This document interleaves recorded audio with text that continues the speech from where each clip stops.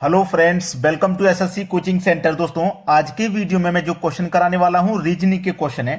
और पहला प्रश्न है m गुने n रेशियो 13 गुने 14 समानुपाते f गुने r अनुपाते क्या? 14 गुने 15, 5 गुने 17, 6 गुने 18 या 7 गुने 19 क्या होगा? देखिए, प्रश्न बहुत ही इजी है, बहुत अच्छा क्वेश्चन है। अच्छा है, इजी भी है, आसान भी है, और जो नहीं पढ़ाई करते उनके लिए कठिन भी है। अब देखो कैसे आसान है।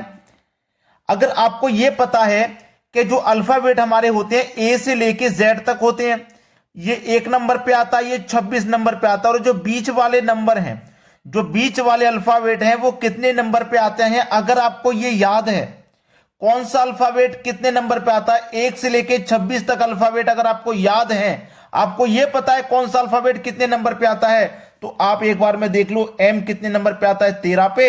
एन आता है 14 पे, आता है कि नहीं आता? और बीच में मल्टीप्लाई का साइन, यही तो दिया गया 13 गुने 14। सेम यही ले लो, एफ कितने नंबर पे आता है? 6 पे। आर आता है 18 पे, तो यहां 6 गुने 18 हो जाएगा कि नहीं हो जाएगा? 6 गुने 18, पहला ऑप्शन सही जवाब। जिस बच्चे ने अभी तक अल्फाबेट के नंबरों को याद नहीं किया, कौन सा अल्फाबेट कितने नंबर पे आता है, अगर अभी तक याद नहीं किया है, तो मैं उनसे यही बात बोलूंगा कि भाई अब टाइम नहीं है ज्यादा आपके पास, अब याद कर लीजिए। यही बोलूंगा मैं, जरूर याद कर लो भाई। ठीक है, चलिए अब देखते हैं अगला सवाल। अगला प्रश्न है, इस प्रश्न में पूछ रहा है कितने त्रिभुज हैं। एक आकृति आपको दे दी गई है, इस आकृति में आपको गिन करके बताना है कितने त्रिभुज हैं। क्या आप गिन पाओगे? चलिए मैं आपको बता देता हूं कि जब इस तरीके की आकृति बने आपकी, ये वाली, ये एक ट्राइंगल है कि नहीं? एक ट्राइंगल है ये वाला, और इसमें कितने ट्राइंगल हैं? 1 2। देखिए, एक छोटा वाला ये हो गया, एक छोटा वाला ये हो गया, 2 हो गए, और इन दोनों को मिलाकर के हो गया एक 3। यानी कि इस वाली आकृति में 3 बनेंगे। सेम आकृति ये है तो इसमें भी 3 बनेंगे, सेम आकृति ये भी 3 बनाएगी, सेम आकृति ये भी 3 बनाएगी। क्लियर होगी बात? यानी कि 3 और 3 6, और 3 9, और 3 12। यहां तक कितने ट्राइंगल हो गए? 12। अब देखो, एक ट्राइंगल ये हो गया, ये वाला, दूसरा ये हो गया इधर की साइड का, तीसरा ये हो गया, चौथा ये हो गया, यानी कि 4 ट्राइंगल ये हो गए ना, 4 ट्राइंगल ये हो गए। अब ये सिंगल सिंगल ही तो हमने काउंट किए हैं, जैसे कि ये वाला मैंने एक सिंगल, एक ये वाला हो गया, एक ये वाला 3, और एक ये वाला 4, सिंगल सिंगल 4 हो गए। अब डबल देखो, डबल कितने बन रहे हैं? अगर मैं इन दोनों को लेकर के बनाऊंगा तो एक नहीं बनेगा बड़ा वाला, ये दोनों को मिला के इधर वाला इधर वाला, यानी कि एक ये बन जाएगा और एक इधर की साइड का बन जाएगा। 2 हो गए। एक इस पॉइंट से बनाओ, एक ये वाला बनेगा और एक ये वाला, यानी कि 4 इसमें और बन जाएंगे, तो 4 और जोड़ लो। 12 और 4 16, 16 में 4 जोड़ो 20, यानी कि टोटल ट्राइंगल इस आकृति में हो जाएंगे 20, जो कि हमारे डी ऑप्शन में दिया है। तो उम्मीद करता हूं सभी को अच्छे से यह सवाल आ गया। अब देखेंगे अगला प्रश्न। अगला प्रश्न है 123 है ये, और इसका संबंध 13 के स्क्वायर से है, 13 के स्क्वायर से। और 235 है तो इसका संबंध किससे होगा? एक संख्या स्क्वायर में है, दूसरी भी स्क्वायर में, तीसरी क्यूब में है, चौथी स्क्वायर में। चलिए, अगर आपने प्रैक्टिस की है, जो बात मैं पहले बोला था फिर से वही बोल रहा हूं, अगर आपने प्रैक्टिस की है तो आपके लिए आसान है, वरना कठिन है ये सवाल। 123, 13 का स्क्वायर कितना होता है? अगर मैं 13 का स्क्वायर करूं तो 13 का स्क्वायर 169 होता है, 13 का स्क्वायर 169 होता है। और 169 और ये 1 2 3, इसमें तो बहुत अंतर है, इसमें तो बहुत अंतर है। किसी भी तरीके से हम नहीं लेकर के आ सकते आंसर, किसी भी तरीके से नहीं लेकर आ सकते। अब एक चीज है इसमें, एक चीज तो कॉमन है कि फर्स्ट वाली संख्या और लास्ट वाली संख्या अगर मैं लिखूं तो 13 हो जाएगी, और बीच वाली संख्या को मैं पावर कर दूं तो बिल्कुल सेम लॉजिक यही है कि नहीं? फर्स्ट वाली लिख दी पहले, बाद वाली लिख दी बाद में, और जो बीच वाली संख्या वो मैंने पावर में लिख दी। ठीक, सेम वैसे ही करना है इनका भी, पहले वाली पहले, बाद वाली बाद में, और जो बीच वाली उसे मैं पावर में लिख देता हूं। तो 25 की पावर 3, 25 की पावर 3, सी ऑप्शन बिल्कुल सही है। अभी तक बहुत सारे बच्चों को लग रहा होगा कि जब यहां पे पावर 2 थी तो हो सकता है यहां पे भी पावर 2 वाला ही आएगा, लेकिन ऐसा नहीं है। लॉजिक पकड़ो, लॉजिक पकड़ेगा तभी तो आंसर मिलेगा आपको, वरना नहीं मिलेगा। चलिए अब देखते हैं अगला सवाल। अगला सवाल है, यदि 15 ब्रैकेट में है 196, फिर 29, और 16 ब्रैकेट में 100 है, फिर 6 है, तो 31A 48 में ए का मूल्य क्या है, यानी कि इस ए का बीच वाली संख्या का मूल्य पूछ रहा है। अब ये बीच वाली संख्या का मूल्य पूछ रहा है, इसका मतलब क्या है कि ये बीच वाली संख्या कैसे आई है, ये बीच वाली संख्या कैसे आई है, इनमें लॉजिक हम पहले पता करेंगे बीच वाली संख्याओं में, तभी तो हम ये वाली संख्या निकाल पाएंगे। तो चलिए ये देखिए पहले कि ये बीच वाली संख्या कैसे आई है।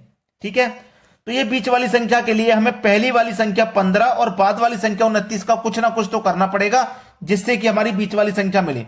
जोड़ें, घटाएं, मल्टीप्लाई करें, स्क्वायर करें, क्यूब करें, डिवाइड करें, कुछ भी करें, इन दोनों में ही करना पड़ेगा, तभी ये संख्या हमें बनानी है। चलो, अगर मैं 15 और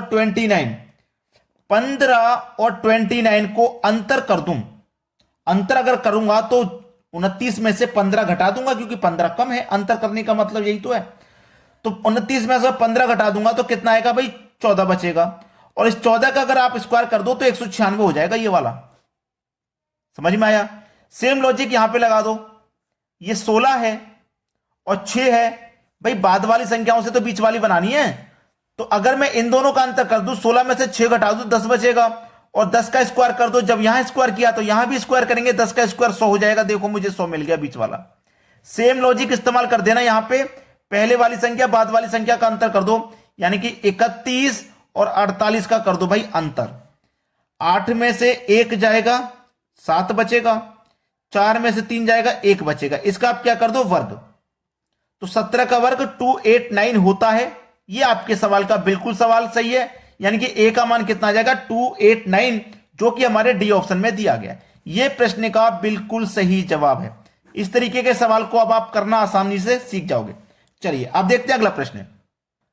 अगला सवाल है, यदि 27, 15, 33 और 41, 13, 53 है तो 26 ए 35 में ए का मान क्या है? अभी जो हम सवाल करके आ रहे हैं बिल्कुल वैसा ही सवाल है।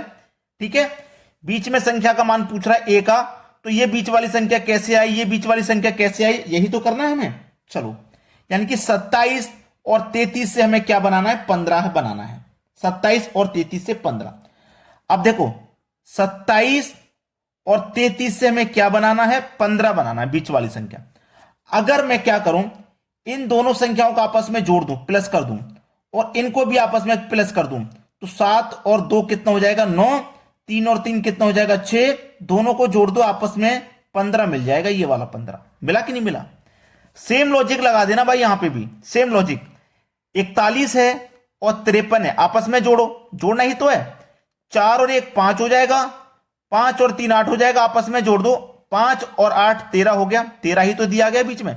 सेम लॉजिक लगा देना, यहां पे आपस में जोड़ दो इसको भी और इसको भी आपस में जोड़ दो। तो 2 और 6 इधर लिख देता हूं, 8 हो जाएगा, और 5 और 3 ये भी 8 हो जाएगा, और आपस में जोड़ देना है तो 8 और 8 16 हो जाएगा भाई। 16 यानी कि पहला ऑप्शन सही जवाब, बिल्कुल सही जवाब पहला ऑप्शन। चलिए अब देखते हैं अगला सवाल। अगला सवाल है 963 2 844 464 x 903, यानी कि इस x का मान हमें फाइंड करना है। अगर यह सवाल अभी मैं आपको घर से करने के लिए दे दूं, होमवर्क के लिए दे दूं, तो आप में से बहुत सारे बच्चे इसको नहीं कर पाएंगे, मुझे पता है नहीं कर पाएंगे, इसलिए मैं इसे जरूर करा के जाऊंगा, होमवर्क के लिए नहीं दूंगा। मुझे यह देखना है x का मान मेरा बीच वाली संख्या पूछ रहा है, तो ये बीच वाली संख्या कैसे आई है, ये 2 कैसे आया पता लग गया तो समझ लो ये भी पता लग गया। अगर इस 2 को पता लगाना है तो 963 का 844 का कुछ ना कुछ करना पड़ेगा भाई।